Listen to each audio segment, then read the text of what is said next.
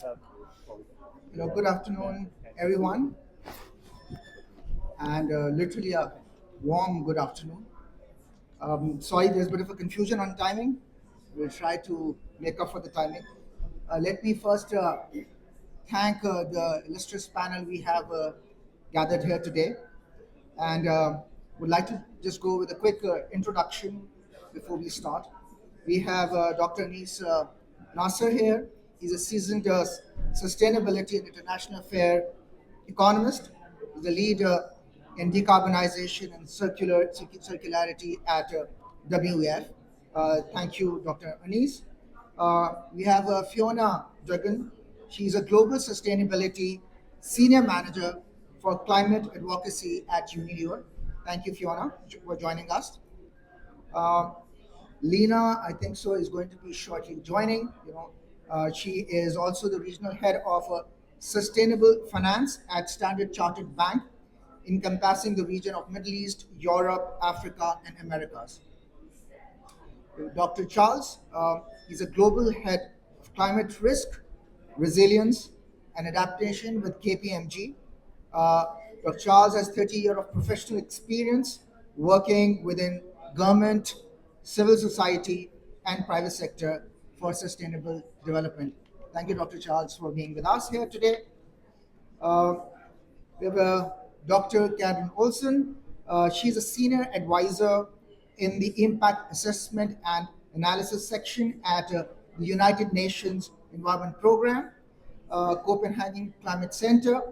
Currently, she is also leading the Sustainable Development Initiative, implementation of Article 6 of Paris Agreement. And finally, we have Mr. Angelo Sartori. Mr. Sartori is Director of Regional Engagement, responsible for Vera engagement with stakeholders so they can understand the role of Vera and its programs. So thank you everyone for being with us. A quick introduction. This session is being co-hosted by OICCI. OICCI is the Overseas Investor Chamber of Commerce of Pakistan. We are a private trading body. My name is Amir Paracha. I'm the president for the Overseas Chamber. A quick intro on Overseas Chamber. It's more than 150-year-old chamber in the Asia Pacific region, around 210 international members, representing 35 different countries and 14 different sectors. This chamber actually contributes around 1/3 to the government exchequer.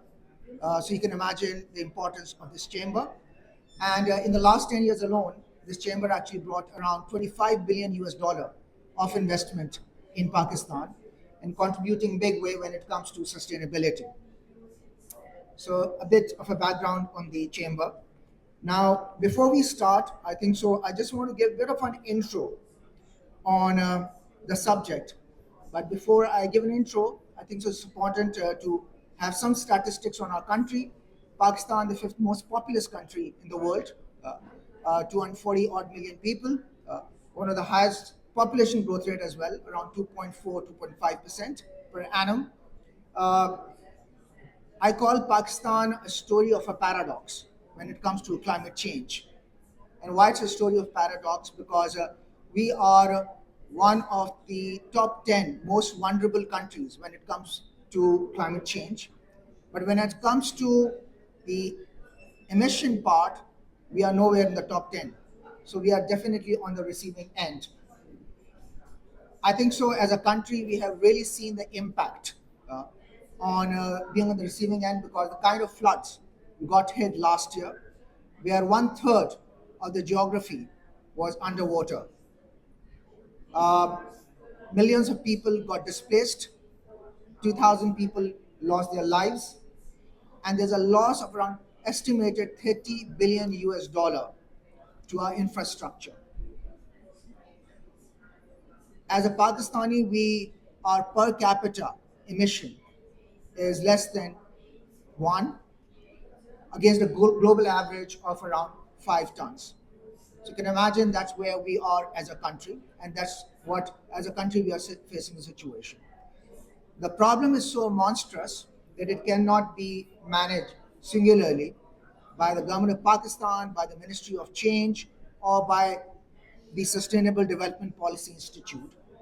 And therefore, the purpose of Overseas Chamber, which is the biggest trading body in Pakistan, is to collaborate with the government and the ministry to help solve this problem. And that's the whole intent. I think so. Where there's been the missing link because of the last 2 years, there's been enough dialogue that took place, and there's enough understanding about the climate impact in Pakistan.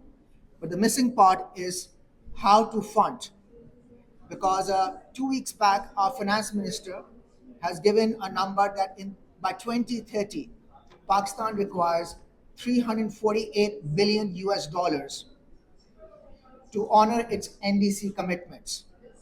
Now, just for your information, as we stand, Pakistan GDP is $350 billion. So the purpose of the private sector is how to come in and unlock the climate finance for the country.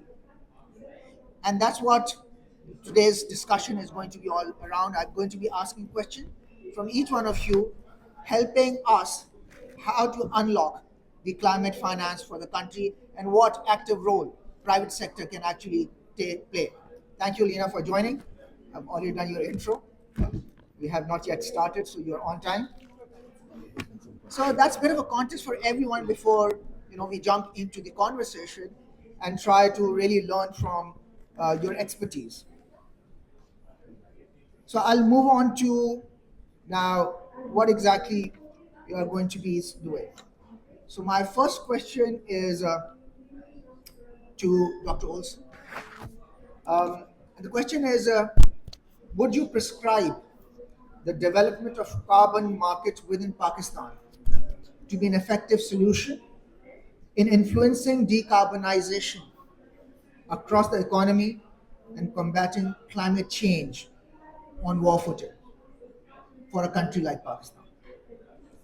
Yes, I think the short answer is yes. Carbon markets are one of the most powerful tools we have to involve private sector in decarbonization through pricing emissions. But there are many kinds of carbon pricing, and there are different kinds of markets, and they're not all equally efficient.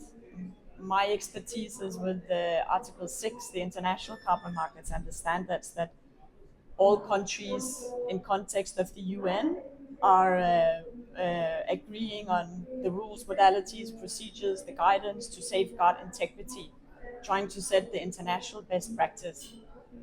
But in terms of what works most efficient for Pakistan, I would say it's a domestic emissions trading scheme. That's where you can best drive investments toward decarbonization, capping, starting with the big emitters. And then the international carbon markets complement. And I think that's what you have, both compliance, and I'm sure we'll hear more about the voluntary carbon market from Vera, because that's where the activity is, that's where the demand is. And it's a good place to start. If I speak on my personal views, um, I believe we should let all the flowers bloom, so to say, and that we will have both from the industry itself and the voluntary carbon market set high integrity standards. There's a lot of bad projects out there now with no integrity, and it's ruining the reputation of carbon markets, which is a shame. But there's room for improvement, and it is happening with multiple integrity initiatives, both the supply and the demand side. And I think if that's where we start, we are Unit Triple C supporting the ministry very much so with a very large project, 2 million euros for in-country implementation in Pakistan. And I think this can kickstart the learning and build the infrastructure. And it could also give lessons that Pakistan can use to think through what are the carbon pricing opportunities. You have studies, but it's not implemented. So I strongly believe carbon markets can play a very powerful role in decarbonization. Thank you, Dr. Olson, for sharing your thoughts on you know having an active carbon market in Pakistan. And I will naturally transition to Mr. Angelo, um, that in your opinion, what countries like Pakistan do to market their potential to host voluntary carbon market projects effectively? Thank you very much. Yes, I totally agree about what you mentioned. Only to be on the same page, we have an MOU, a Memorandum of Understanding with the government of Pakistan. We have several MOUs with several countries around the world because the main thing that we do and we agree with governments is to provide them and the local stakeholders capacity building. Capacity building in the framework to understand the different carbon markets, voluntary carbon market, international compliance carbon market, and even in some cases there are already several developing countries that already have a domestic carbon market or they are thinking to have a domestic carbon market. So right now the verified carbon standard program that we administrate also, it's possible to certify units with our program to all these kind of markets. We have obviously a large experience working in the framework of the BCM, in the framework of the voluntary carbon market, but in countries like Colombia and South Africa, that in the last 5 years they have a carbon tax and the possibility to offset the tax with carbon credit, the BCS program is eligible in those countries. So possible is Pakistan is thinking in the future to do something like that at domestic level with a domestic carbon market. Also, it's good to prepare everything with local stakeholders to have everything ready when that happens. The same in the framework of the Article 6. We also have agreement right now with government of developed countries, that is where normally buyers are located, uh, thinking and preparing everything when all is ready to trade carbon units in the framework of the Article 6 with corresponding adjustment. And we are doing also in our program some updates, obviously to add the specific label and other functions related with the corresponding adjustment. So first, I think it's very important to start doing some capacity building activities because it's important that the local organizations, NGOs, foundations, private companies could be the project developers in Pakistan at the local level in the future, and also to have local validation and verification bodies. Right now, we have some situations, some issues with the BBBs because there are not a lot in the world. And sometimes we have some very dramatic situation with a project, for example, located in Colombia, need to hire a validation and verification body located in India. And that means extra costs that the auditor had to speak in a different language than the local communities. And obviously there are some problems related to that. So the main thing is capacity building. There are other things that could be more technical or operational that I can explain later. But also, I think it's important that governments work with recognized JHG crediting programs. We are working right now in the framework to assess the BCS program in the framework of the carbon core principle of the ICPCM.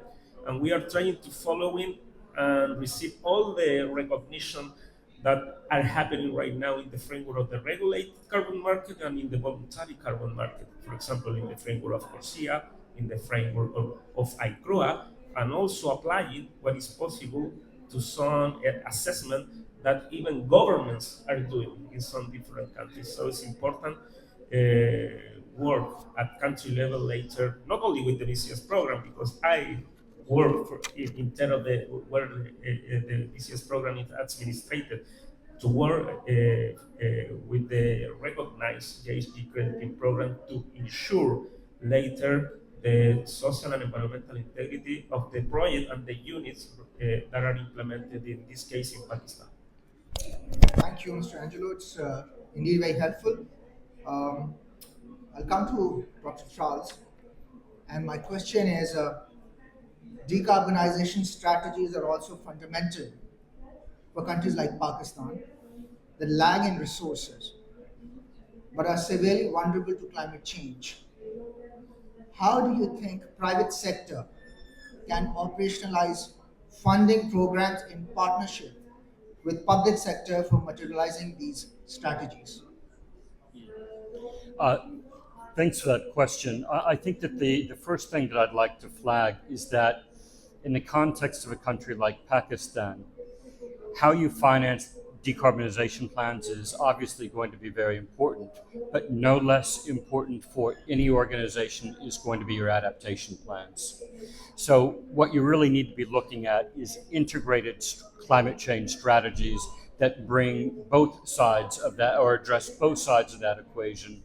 Uh, uh, Appreciate or recognize and address the potential trade offs, also create synergies, but most importantly, create organizations that have the agility, the ability to understand the rapidly changing landscape in which they operate and be able to see the signs, come up with an effective response, and implement that.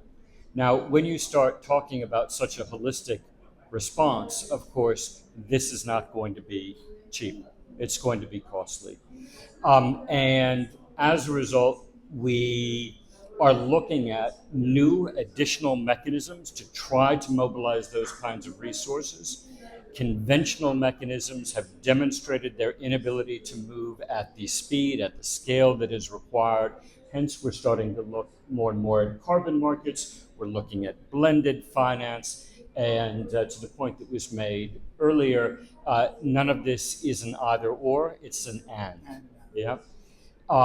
Now, this COP has seen a lot of excitement about blended finance mechanisms, and rightly so. There is a lot of potential. They have demonstrated the ability to mobilize private capital, frequently at a multiple of the public capital that is invested. And I'm very encouraged by that in principle, as well as some of the resources that have been committed to blended finance during this COP. And even though it's frequently kind of hidden in some of the language, those resources committed included the Loss and Damages Fund, right? So some of that is going to be used to leverage private capital. Now, I think, though, that it's important to. I am pleased that these resources are being committed. I agree with some of the enthusiasm around blended finance, but I think that we also need to be cognizant of and realistic about the challenges. First off, blended finance does not make conventional risks and barriers to private capital investment go away, right? So when we think about the challenges to blended finance, think about, well, all of the pre-existing barriers, right? Private capital looks at many emerging economies, looks at regulatory risk, looks at political risk, looks at currency risk. All of these things don't go away. And to me, I'm quite intrigued by the fact that those things aren't being acknowledged. Like blended finance is going to be a panacea, right? So you've got those pre-existing challenges, if you will, and then we add on an additional layer of challenge with blended finance. And I think that three of the things that stick out, those special challenges for blended finance, include asymmetry between of knowledge and understanding between different partners. Banks are trying to get their heads around this. Government is trying to get their heads around this, and also private capital is trying to understand. And they don't always understand the motives of each other or how the other organizations, the other parties really operate, what drives them, what are their parameters. So that's a challenge, right? They need to understand each other better. In addition to that, we don't really have standard guidelines internationally for what good blended finance instruments look like or can look like, or under what circumstances we want them to look like this or that to deliver which outcome. And then lastly, within a number of countries, the regulatory framework simply isn't there yet to be able to support blended finance. So we've got old challenges, we've got new challenges. These can all be addressed, and indeed, blended finance is intended to help reduce some of those conventional risks.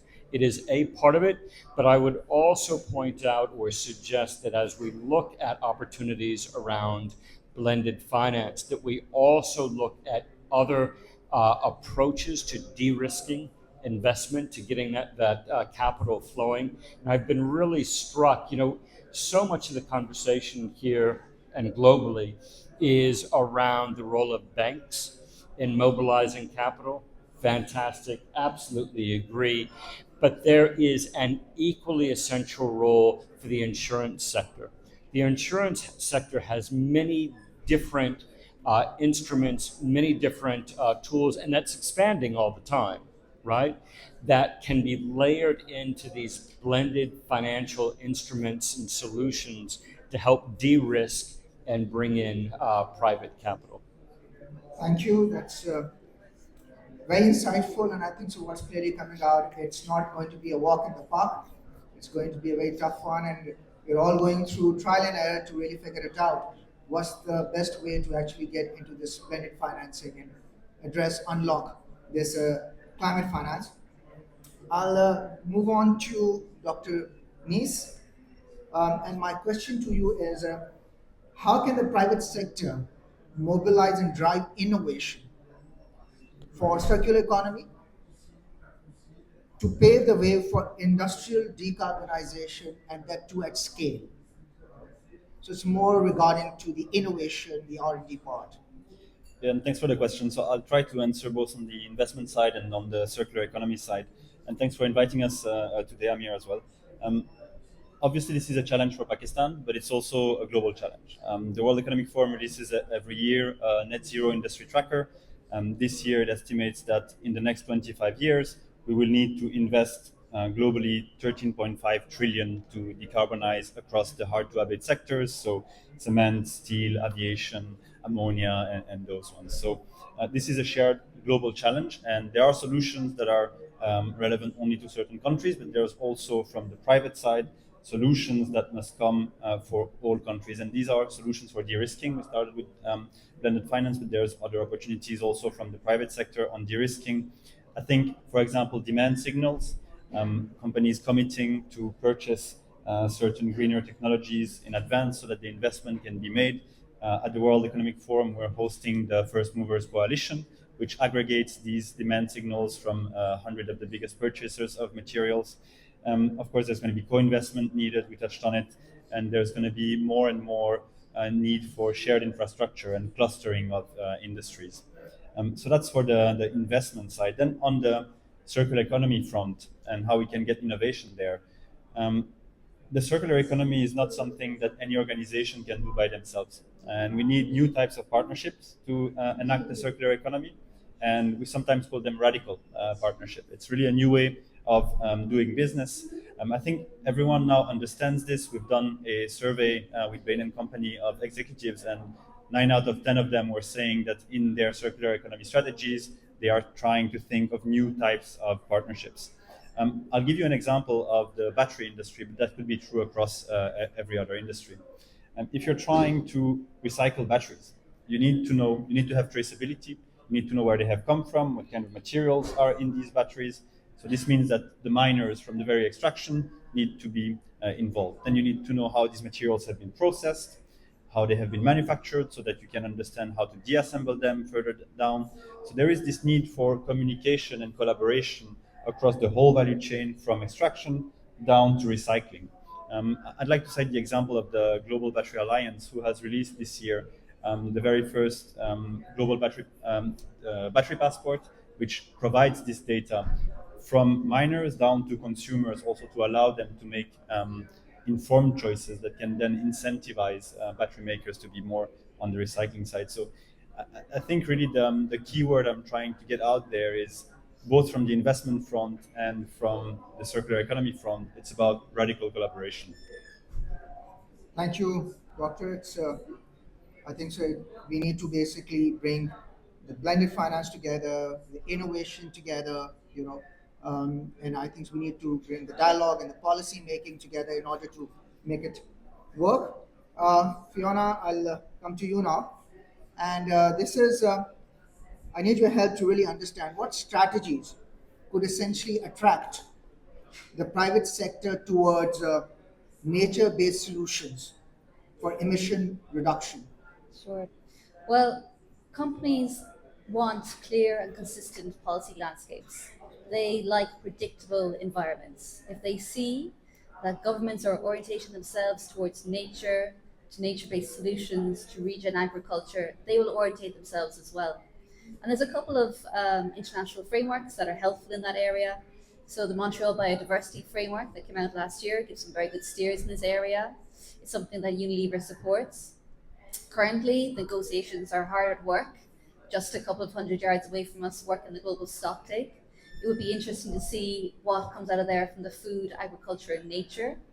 If that does go into a political agreement, it'll be very interesting to see how that gets translated into national NDCs. If that does happen, how does that get translated into budgets? How does that get translated into investment plans? So really, the strategies that the private sector are looking for is predictable, clear, and consistent landscapes. And once they have that, then the entrepreneurial spirit can jump off.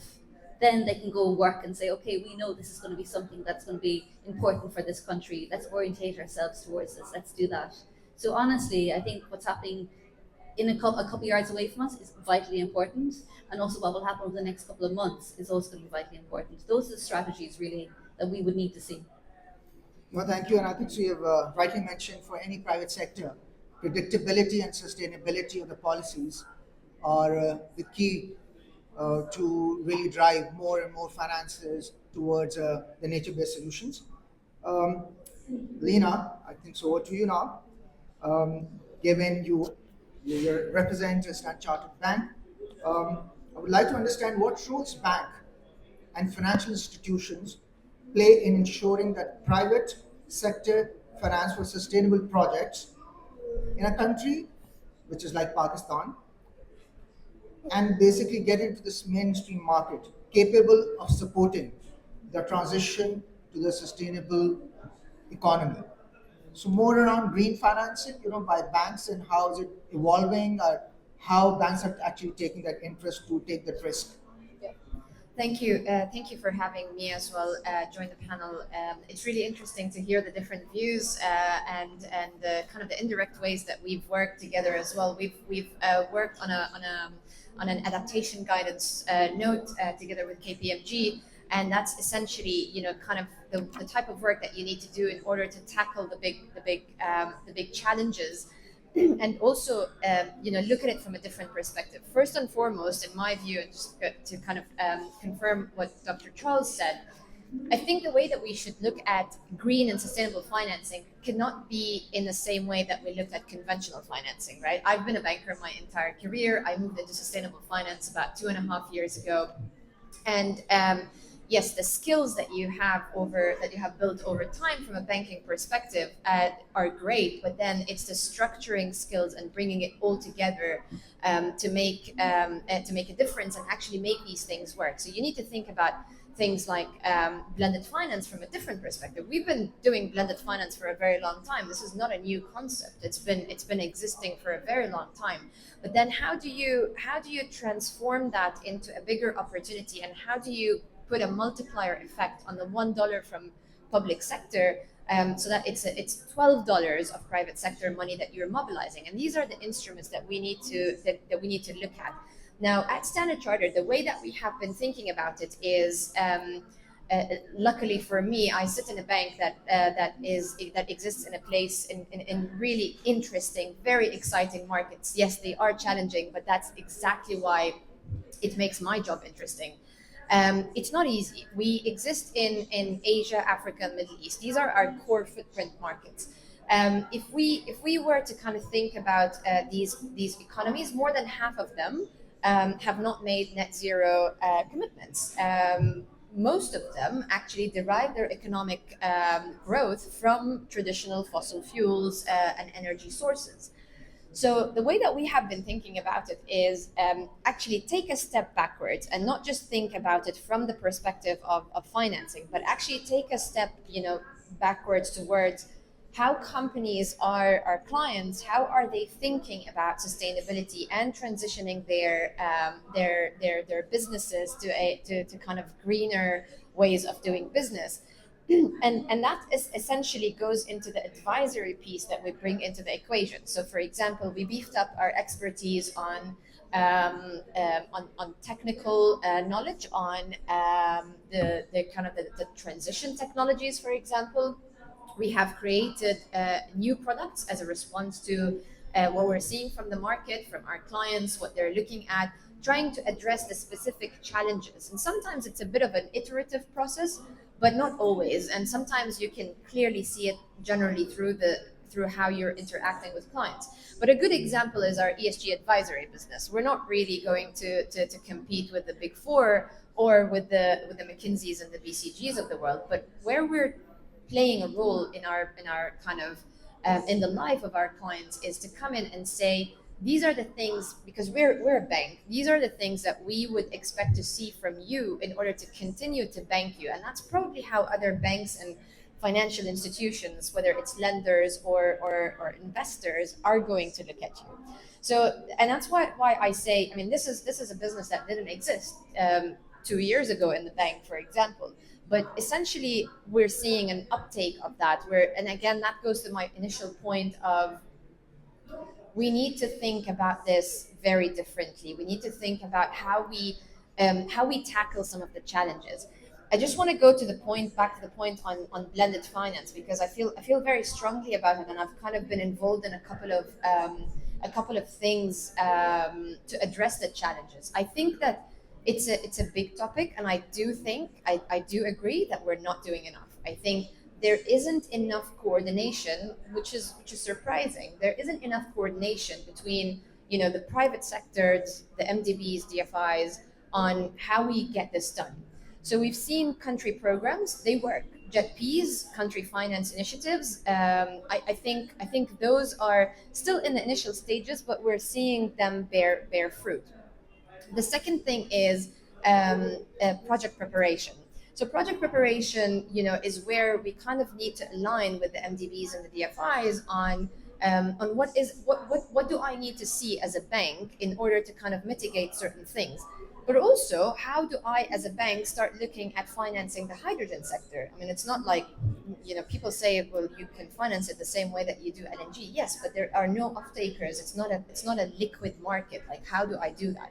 So I need to think about different ways, and I need to think about different structures, and I need to get my credit team comfortable with a lot of the developments in the market through different methods of that. The third point is creating a secondary market for transactions. So where you are getting help from the MDBs and the DFIs and the public sector money coming in initially on transactions or on projects where a private sector bank is probably going to shy away from it. You need to create a structure that will allow this private sector bank to offtake from you as an MDB or a public sector and take that money and then deploy it somewhere else. So you kind of create that originate to distribute type of business, and you create a flywheel around how the money is being recycled in the economy. And last but not least, I think is risk participation and risk sharing. So how do we think about things like if you look at a market like Pakistan, how do I think about FX risk? If I was to provide a financing for a project that is US dollar pegged, does that really help? I mean, it does help, but then how do I address the other challenges of currency fluctuation and currency risks? And also thinking about going to my point on hydrogen. I was on a panel earlier this week, and it was really an interesting one because we were talking specifically about hydrogen. For some reason, it just went into hydrogen. And the whole point was being made around the table is that we need to start looking at sharing risk across the value chain. So if I'm a supplier and I'm willing to produce hydrogen and I'm willing to sell it, but there's no off-taker, well, I'm taking the risk as a supplier. But if I'm a buyer and I'm going to convert my, my system to accommodate just hydrogen, and there isn't enough supply, I'm taking a risk. And as a bank, I sit in the middle and I'm taking the risk of this system not working and not being commercially viable. So we need to start coordinating, especially for new technologies. I think we need to start coordinating more across the value chain to say, okay, guys, this is what's going to work for me. This is what's going to work for you. This is the risk I'm going to take, and this is how we're going to make it work. And I think that part is happening, but probably not enough. So, yeah, thanks. Thank you, Lina. I think so. Very, very clear how banks can actually play the role. And as you rightly said, there has to be risk sharing in order to kickstart this overall process. Dr. Olson, I'd like to come back to you.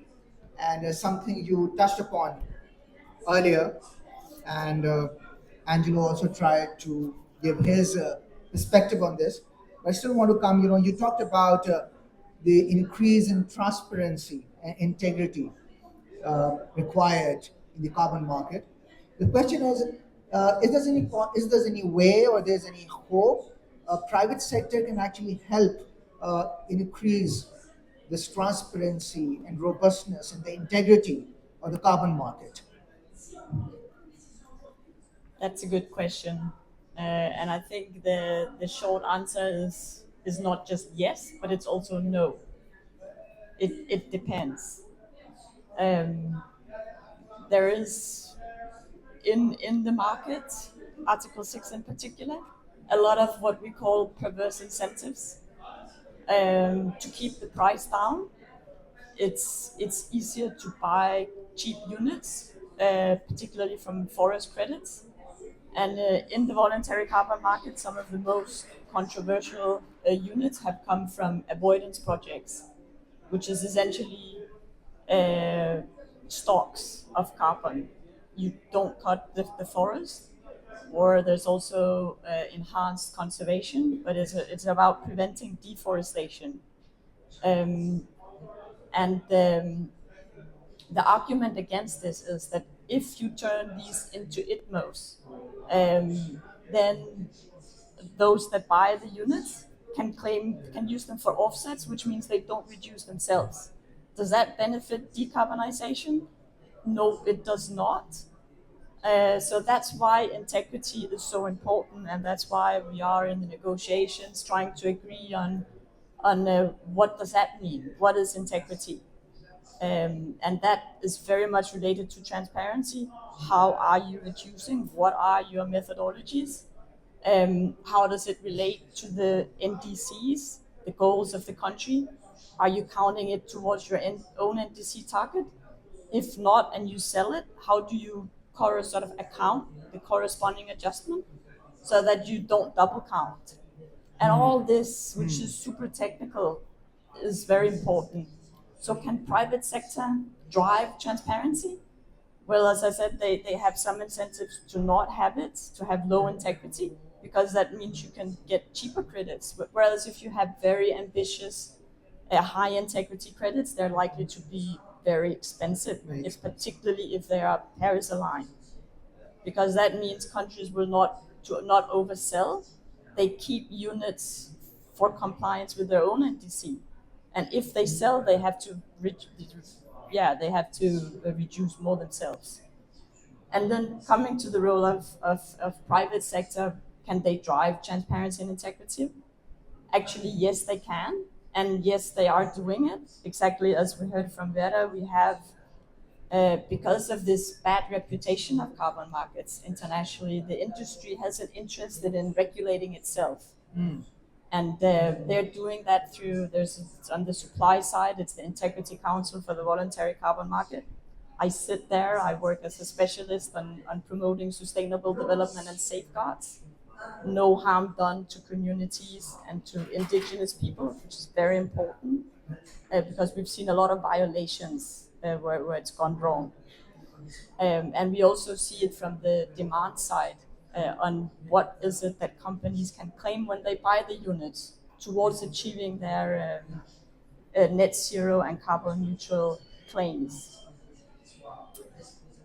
So yes, private sector can do a lot, and they are doing it.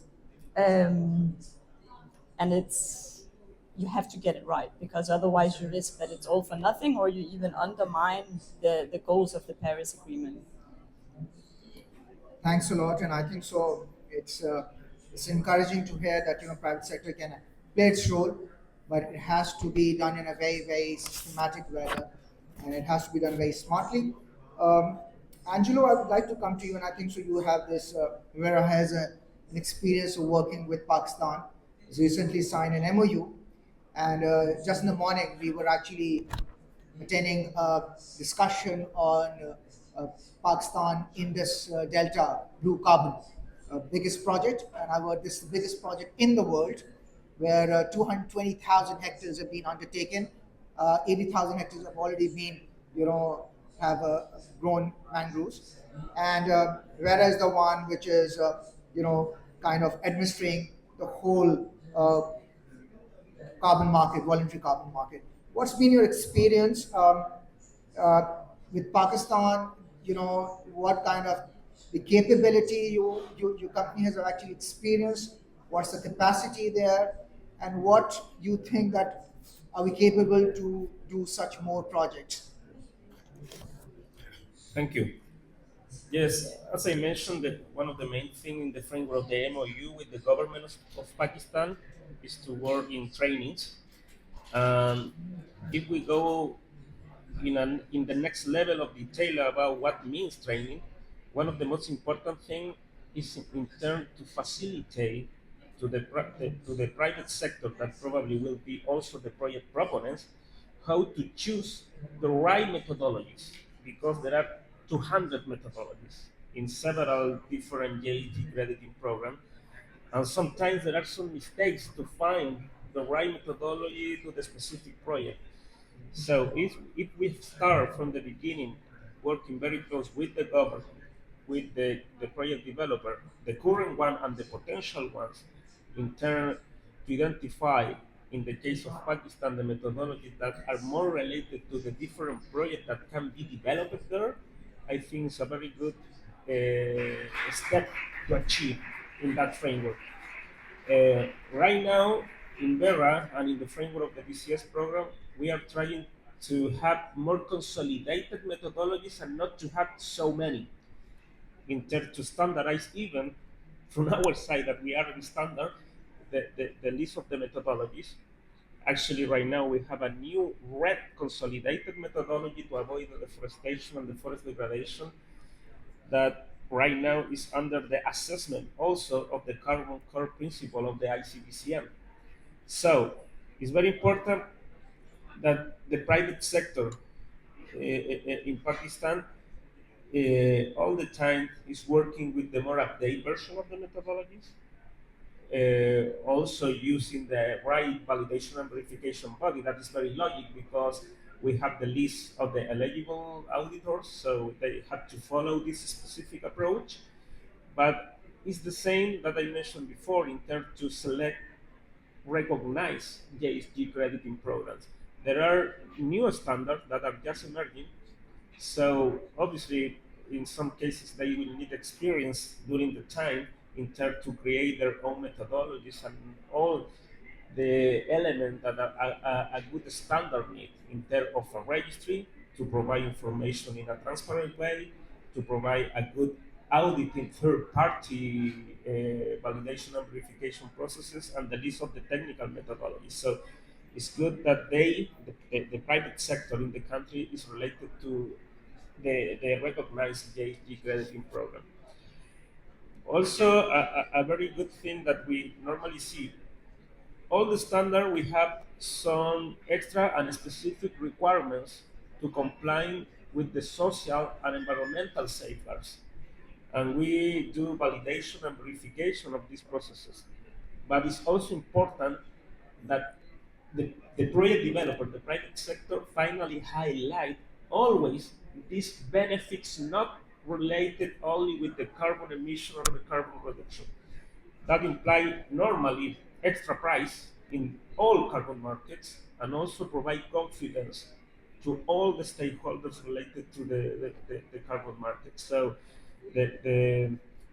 finally the private sector will play a very important role in terms of the technical things that need to achieve all the steps in the certification cycle, but even more because the certification cover a lot of things, but not all of them. And right now we know that the brokers, the buyers, the investors are asking for different things. Also, you mentioned to do a mix, a blended, or find a mix of solution to finance the activities.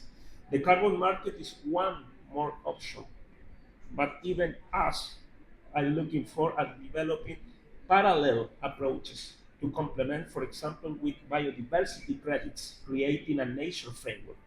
So in the future, probably we will have several things in the framework of the different carbon markets, but private sector also need to looking for new alternatives, not only related with the carbon reductions or removals.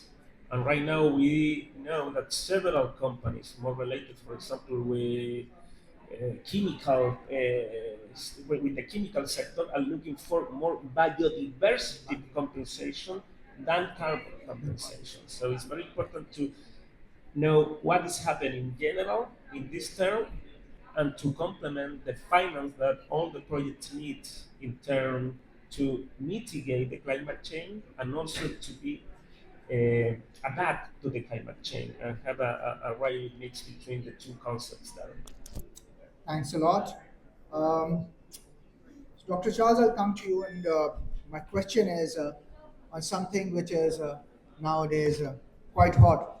But before I go to a question, just want to set a context that Pakistan actually one of the biggest or the largest exporters of textile, and 70% of our exports are actually textiles, and we primarily sell export textile to Europe and to US. Yeah. Now, with this European Union CBAM, which is cross-border adjustment mechanism, will impact countries that export emission-intensive goods to the EU, and textile happens to be one of the emission-intensive goods. Do you think that CBAM could impose significant risk for economy at large, and particularly for a country like Pakistan, who's already trying to fight this menace and been not been very successful, both from import and export perspective? Yes, it presents challenges. Um, Before jumping into CBAM, I just wanted to say I think that Angelo's point about the different markets is really important. This principle of bundling and stacking, not only carbon credits, but also potentially biodiversity, water credits, bringing those together in a package of ways that makes real change and maintaining and expanding that change possible is something to be looked at together rather than in isolation. With regards to CBAM, of course the EU is not the only country looking at CBAM. So this is something that has happened. It is something that is going to continue happening and rolling out across different markets.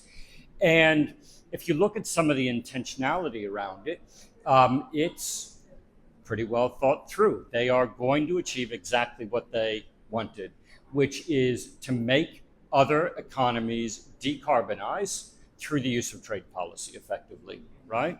I've watched some of the international debates and tensions with a great degree of interest. There was a large country, perhaps one nearby, Pakistan, that was really quite offended when they realized that, wait a minute, basically Europe is going to put a tariff on our companies that have lower emissions. And the only way to stop that is for us to basically have a carbon tax. So they're saying either we're going to keep that money here and tax our companies, or the EU is going to take that money. Well, we're going to foil the Europeans and we're going to put something in place here. But Europe has no problem with this. They got the outcome that they wanted, right? Which is a stronger message within that country that the companies have got to decarbonize. So I think that what I'm about to say, which is raising concerns about CBAM, needs to be put in the context and recognizing that it is actually and absolutely contributing to its desired outcome, right, which is decarbonization in other economies. So that's true. It is effective. It seems to be effective in some very powerful ways. But there are challenges to a country like Pakistan, which really go to the heart of equity issues, right? So, what this is going to do, what CBAM does in practice, is that it can directly raise the cost of or change competitiveness, raise cost of a product. It can also change competitiveness. I'll give you an example of this. If, for example, Pakistan exports concrete, right? There are other countries that are investing heavily in low emissions concrete. Well, you're not going to be able to compete because, or it changes the competition profile. Yeah. But even if you are going toe to toe with a similar product, Pakistan, for example, has some 65% of its energy that comes from burning of fossil fuels, right? So that then gets layered into the carbon footprint of the product, and it makes it more difficult to compete against the exact same product, but being produced in an economy where you have more renewables, right? So you get those two dimensions that shift the competitiveness of products. Now, in addition to this, you have the potential for a retaliatory action by a country saying, well, we think that this is unfair, etc. And so then you get basically conflict between trade. This is further friction. This is also going to weigh on an economy. So you've got those first two elements. You've got friction, retaliation.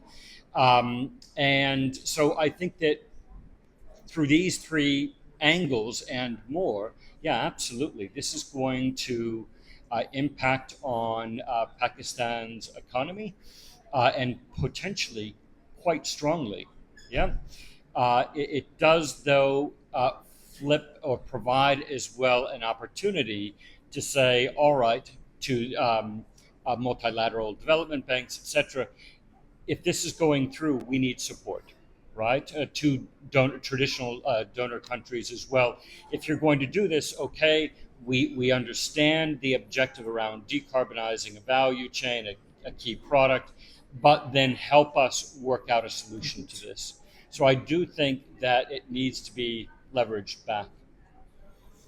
Thank you. That's a very interesting point you've actually made, which that CBAM or the tax being imposed by the exporting country can create issues of competitiveness across the market.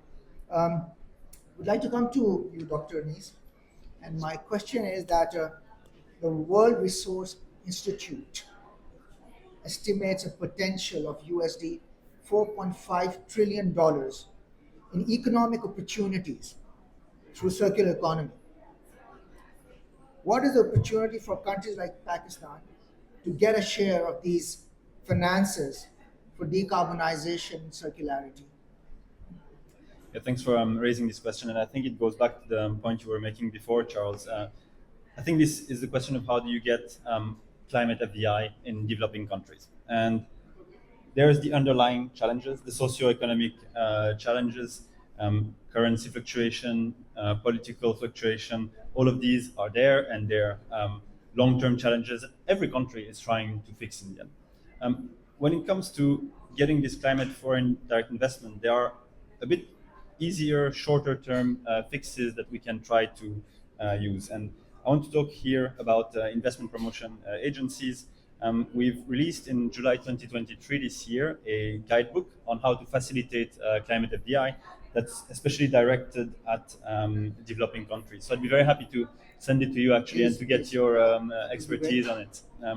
So we've consulted with India, Uzbekistan, Ghana, and there's I think 10 or 15 real life examples of successful implementation strategies in there.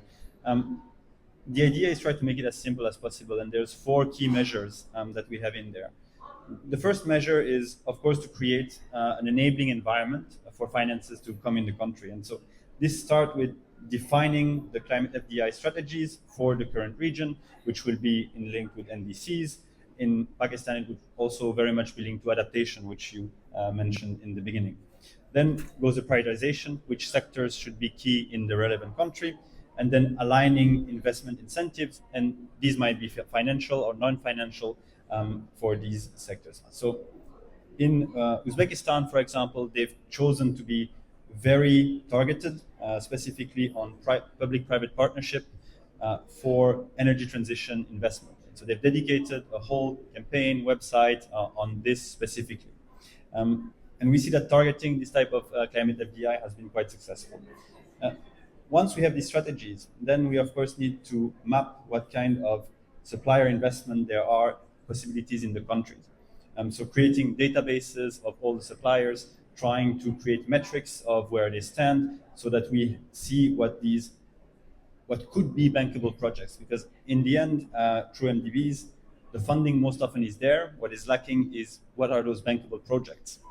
So creating these types of supplier lists, starting with a long list, creating criteria to get to a shorter list, and developing also supplier development programs so that those can move from non-bankable to bankable. So that would be the second measure. And the third measure is once we have a strategy, we have potential projects, then comes the matchmaking. In these countries will be MNEs. These MNEs have commitments, and if we see these commitments and we can match them with bankable projects, then we can start getting the machine rolling. So setting up a pipeline and really also helping the suppliers package and promote their solutions to these MNEs has been quite successful. In Ghana, for example, they've created what they call, and I'm going to look at my note, an SDG investor roadmap, which is basically an online portal where you can go and put what kind of investment strategies you want to follow as an MNE, and you get some kind of a proposal on what could be regional investments. So this kind of facilitation of the process for the MNEs have been really quite successful. And finally, once we have these 3 things, of course comes the higher level ambition, which is to try to, as a fourth measure, direct international investment agreements to climate FDI. So this is, of course, a longer term process that happens through international negotiation, working with government stakeholders, private stakeholders, to make provisions directly on climate FDI. Thank you, Dr. Anis. Fiona, can you help understand what sort of opportunities are there for the public sector to engage with the private sector on ecosystem regeneration and biodiversity conservation? I think it goes back to what Anis was saying about the bankable projects. So what are the bankable projects that the private sector and the public sector can come together around?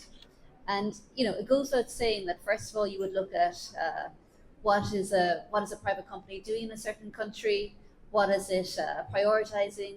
For Unilever, we prioritize our supply chain. We want to make sure that it's fair, it's just, very efficient, and we bring unmissable superiority in all of our products. But the way that we do that is that we make sure that that supply chain works for everybody within that supply chain. So I'm talking about the farmers. How are they doing? How can we help them move to regenerative agriculture? How can we do that? How can we make sure that the best product goes to the customer? How can we do that? But also, I think it's very important as well when we're talking about how do we tackle, the biodiversity crisis, the climate crisis, and the debt crisis that we've been talking about so much here, is we have to be very careful that we don't neglect nature itself, because that is really the core stakeholder in all of this. We have to understand that actually, what are the good high integrity projects that we can work on together, public and private? And so, for example, we're very aware that nature gives, crop pollination, it gives carbon sequestration, it gives water purification. Without this, none of our businesses will work. Without this, none of us will be able to survive.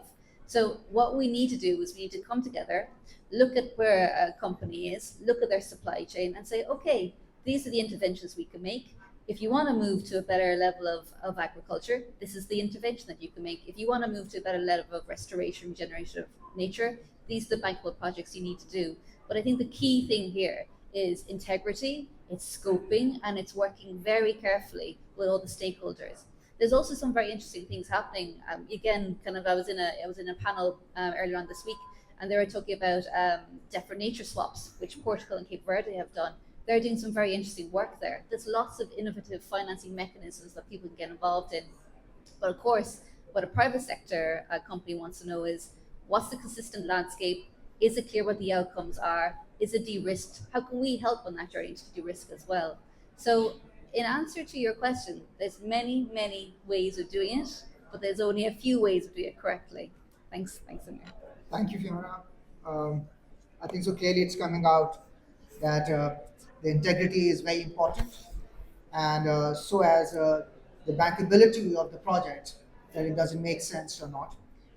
Coming to my final question to Lena. So Lena, can you help elaborate on the multiple green financing opportunities that public and private sector collaborations can benefit from, and what must Pakistan do to make itself an attractive destination? So it's a big question. I think that there are a lot Big of or a heavy one? sorry. Big or a heavy question? It's heavy. It's heavy. It takes. There is a lot that can be said about that. But I think, look, there are a lot of interesting kind of instruments that are already out there that Pakistan can tap into. That for nature swaps is a great one actually. The carbon markets is also another solution, but.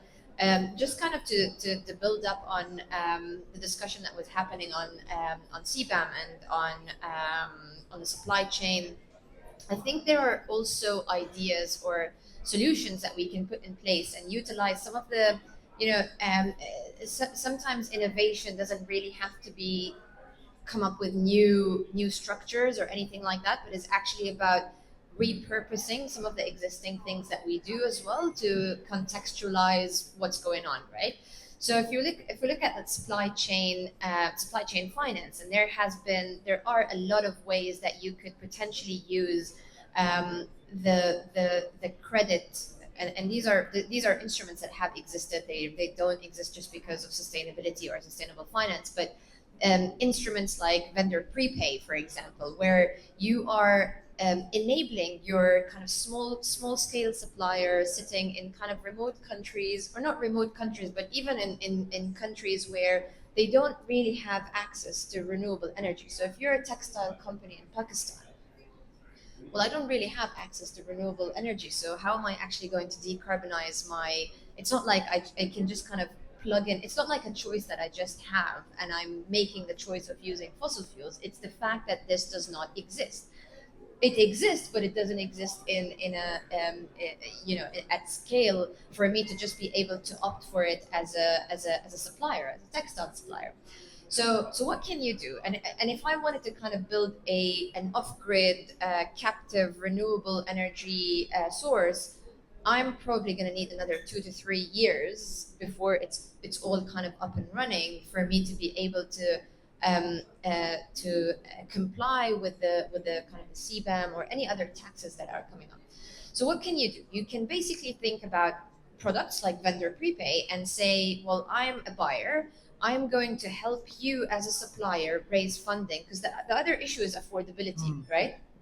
So I'm going to help you use part of my credit score to raise financing at a reasonable level, and that's where the work needs to happen. To again, I go back to the point of risk participation and risk sharing, and that's essentially where we need to kind of help those suppliers transition their businesses in a way by getting the buyers to also contribute to that piece of work, because it actually serves the entire system. Because at the end of the day, if you're Unilever and you've committed to kind of getting to net zero, you actually are going to be able to do that, not just by cutting off certain suppliers or taxing them, but actually by working with them to bring them up to speed, because then you can do that faster. So taking advantage of some of these is really important. Some of these products is really important to kind of foster that risk sharing mechanism. The other thing is sustainability linked structures. I mean, we do those day in and day out, but actually we underestimate how powerful they are sometimes. A lot of times we actually use that in transactions to direct our clients' thinking towards their supply chain. So, for example, can you improve the amount of resourcing that you get from a company that is increasing its renewable energy intensity, for example, as a mix of its products? And you can get into it gets really complicated sometimes, into the weeds, and sometimes my team comes up with these structures and I'm like, I have no idea how you even thought about this, but it's really interesting, and it goes back to digging into the nuances of the certain industries, and who's the buyer, who's the supplier. We're talking about textile, right? So textile, what are the challenges that exist in Pakistan, for example, that I cannot really just apply to the same rules that I would apply to a company in Canada, for example, right? Or in Europe, for that matter. So there are a lot of products that are just kind of need to be repurposed for us to look at green, social, sustainable. But more importantly as well, I would also caution on greenwashing risks. And that's something that we're heavily focused on in the bank, in terms of how do we ensure that when we're coming out with certain products, we're ensuring that there are the right governance and risk processes around it, so that there isn't anything that we are missing. Because sometimes people do things with good intention, but if you don't do it well, it retaliates, and it becomes something that doesn't work anymore, and you take 2 steps forward and 5 steps backwards. So yeah, I'll just keep it at that. But there's so much more that we can talk about, including how Pakistan could potentially think about there's a lot of work that's being done on that, actually, beefing up the regulatory landscape to adopt to these evolving requirements. Hadika, I think this morning, was speaking about Article 6 and the regulatory framework that they're putting together. I think these are the things that the country can continue to do, and foster partnerships that it has with other governments, but also with stakeholders like us, a bank that has been in Pakistan for a very long time, has deep roots in it, and deep roots with clients and with relationships, to kind of bring it all together. Thank you, Lena. Yeah, I just really want to highlight something that both Lena and Fiona had touched upon. There is so much talk about the importance of public-private partnerships in mobilizing capital. I agree.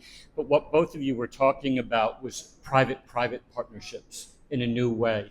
And I think that those private-private partnerships are as important and have as much potential, and indeed may in many cases be critical to the public-private partnership component as well. Yeah, they're very interesting.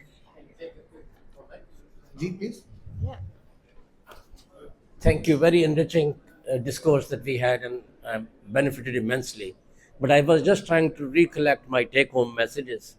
I think what I picked from you, Fiona, was an argument to create domestic emissions trading market first.